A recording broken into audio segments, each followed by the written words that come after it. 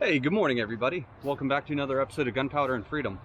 So once again, it is a beautiful Saturday morning, and for once I actually have this Saturday off work, and I use that term loosely because the work never stops, especially if you're trying to build a new house. So this morning, as you can see behind me, we switched it up and we don't have one of the skid loaders. In fact, we have our 303.5 mini excavator over here at the Freedom compound. Got a few different things going on, so this is, today I'm going to be another one of those days getting a few videos done.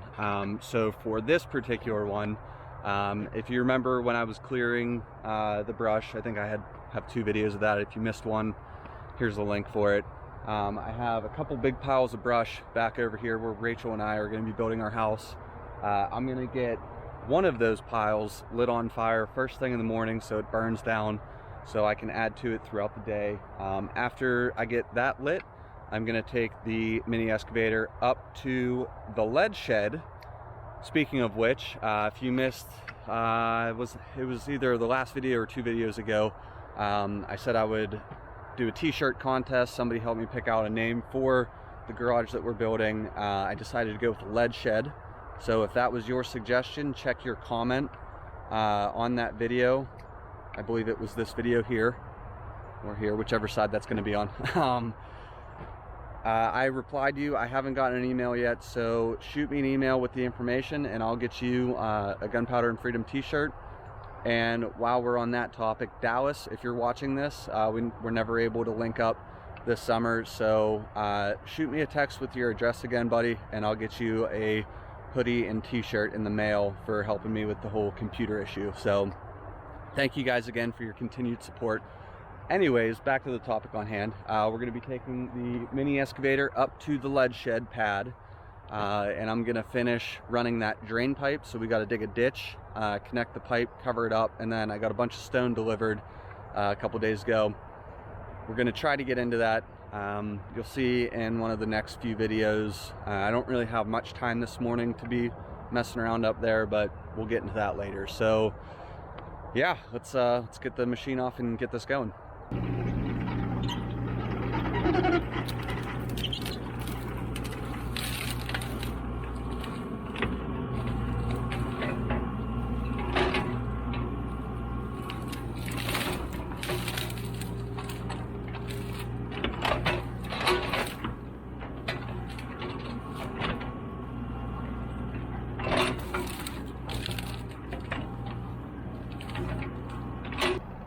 Don't worry, Dad, I bought the diesel.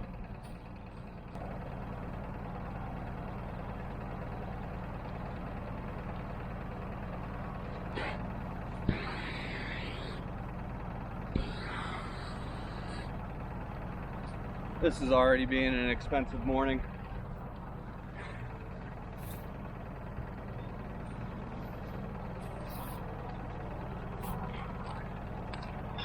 So in case you're wondering what I was doing, I was using the bucket of the excavator to kind of smash everything down.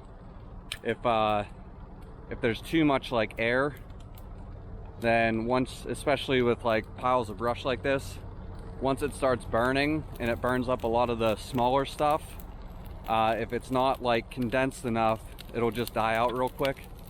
So I wanted to kind of smash it all together, you know, trying to keep everything nice and tight, congested. That way, as this fire will just keep burning while I'm up on the hill working. So it's going real nice thanks to the diesel.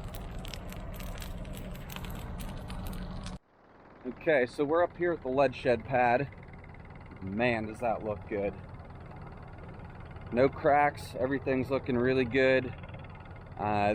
This is about, I want to say about 10 days after we poured, so still not quite ready to park a truck or anything on it just yet.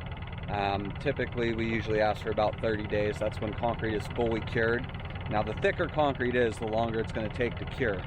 So these edges where they're 2-3 feet thick, 2 foot to 3 foot thick, those are going to take longer to fully cure, but regardless, you know, they are still rock solid. It's not going to be a problem.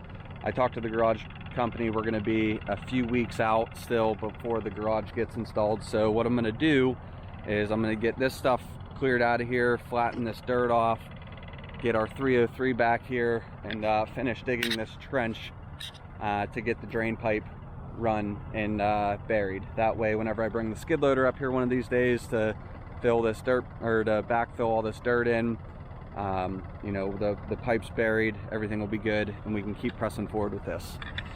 So, you know, it's not much progress this morning, but like I've said in previous videos, progress is progress. Probably going to put this in time lapse for this.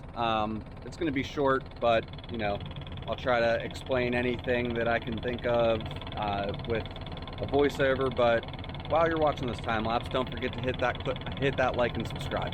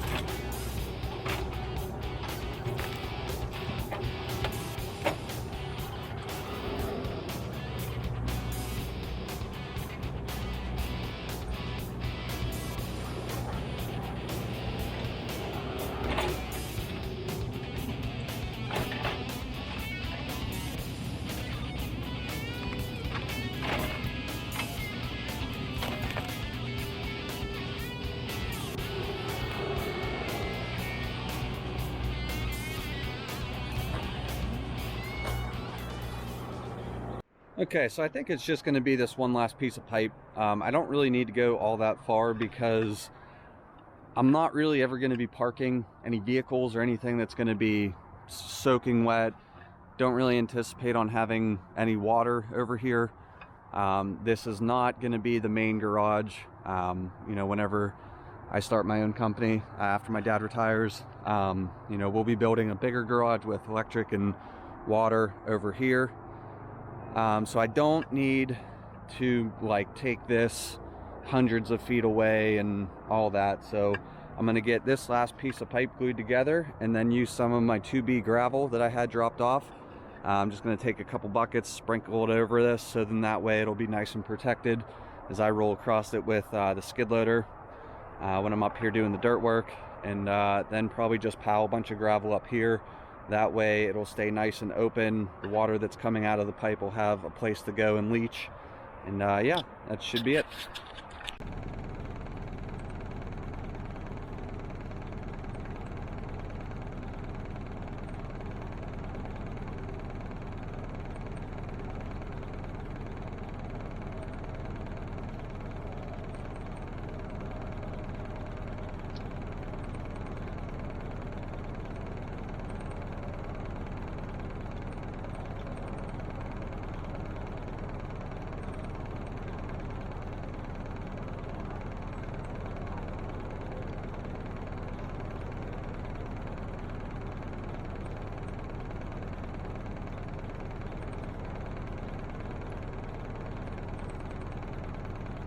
Okay, so the pipe's connected. It's ready to be backfilled with my 2B gravel, and I almost made a huge rookie mistake.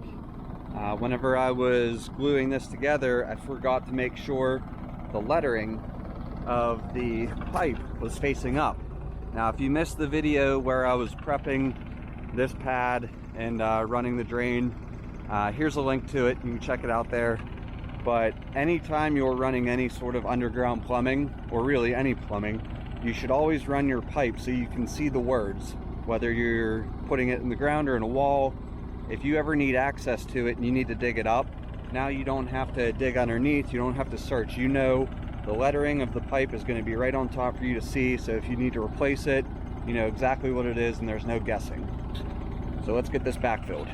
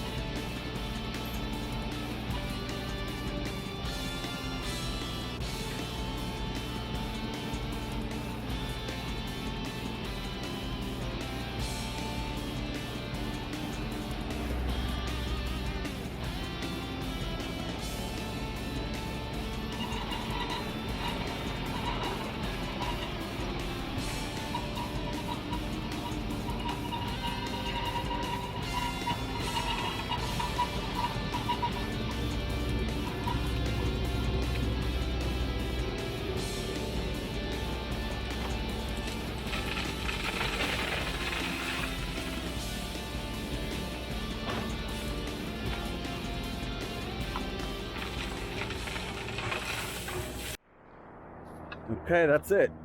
That only took me probably 20 or 30 minutes. So that went, it's always nice when things go like that, because that was a lot faster and smoother than I thought it was going to go.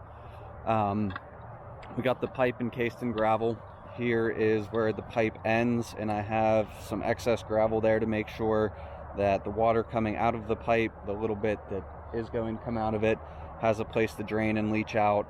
Then I went ahead and kind of just quickly backfilled over it with the dirt I dug up, and then did a really rough in grade on this side. As you can see, you know, we're still pretty tall there.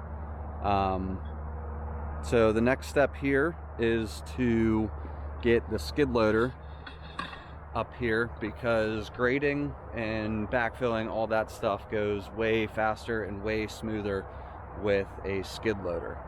If you have a choice, if you're trying to do something like this on your own and you have a choice between a track skid loader or a wheel skid loader, definitely use the track skid loader. For grading, roughing in dirt, and even final grade, track machines are hands down 100 times better than wheel machines. And yeah, so that's the next step up here for me, is to just get this all graded. Probably not going to get around to that today. I have some other stuff that's a little bit more important than that, so I'm just going to do some work up here with the mini excavator. Probably next weekend or the weekend after, we'll get the track skid loader up here and do some more dirt work. That to me is probably going to be one of those satisfying videos that just, I don't know, people tend to like. I like watching that stuff, so you know, whatever.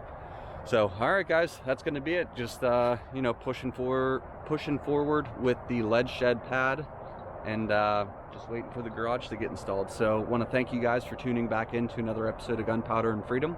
If you liked what you saw, please click the like and subscribe. Don't forget to like us on Instagram, and make sure you continuously check back for some updated videos. We have a lot of stuff going on here, a lot of progress being made now that work is slowing down-ish because of the weather. So I'm excited. So thanks guys, we'll see you next time.